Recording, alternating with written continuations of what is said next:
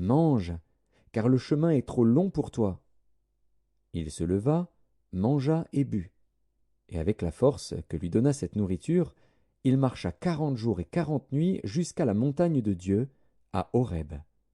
Et là, il entra dans la caverne, et il y passa la nuit. Et voici, la parole de l'Éternel lui fut adressée, en ces mots, « Que fais-tu ici, Élie ?»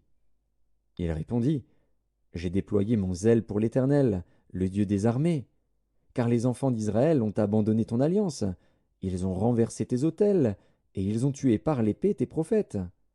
Je suis resté, moi seul, et ils cherchent à m'ôter la vie. » L'Éternel dit, « Sors, et tiens-toi dans la montagne devant l'Éternel. » Et voici, l'Éternel passa, et devant l'Éternel, il y eut un vent fort et violent qui déchirait les montagnes et brisait les rochers. L'Éternel n'était pas dans le vent.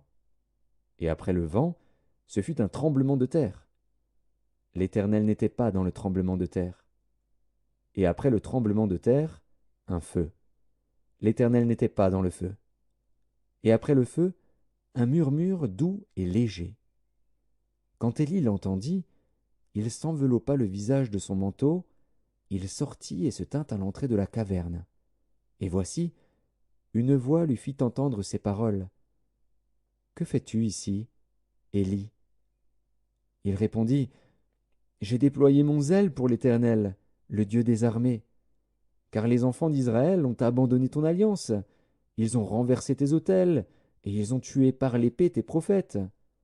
Je suis resté, moi seul, et ils cherchent à m'ôter la vie. » L'Éternel lui dit, « Va, reprends ton chemin par le désert jusqu'à Damas, et quand tu seras arrivé, tu oindras Hazaël pour roi de Syrie.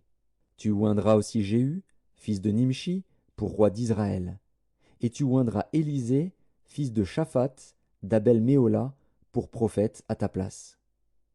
Et il arrivera que celui qui échappera à l'épée de Hazaël, Jéhu le fera mourir, et celui qui échappera à l'épée de Jéhu, Élisée le fera mourir. Mais je laisserai en Israël 7000 hommes, tous ceux qui n'ont point fléchi les genoux devant Baal, et dont la bouche ne l'a point baisé. » Élie partit de là, et il trouva Élisée, fils de Shaphat, qui labourait. Il y avait devant lui 12 paires de bœufs, et il était avec la 12e. Élie s'approcha de lui, et il jeta sur lui son manteau. Élisée, quittant ses bœufs, courut après Élie, et dit, « Laisse-moi embrasser mon père et ma mère, et je te suivrai. » Élie lui répondit, « Va, et reviens, car pense à ce que je t'ai fait. » Après s'être éloigné d'Élie, il revint prendre une paire de bœufs qu'il offrit en sacrifice. Avec l'attelage des bœufs, il fit cuire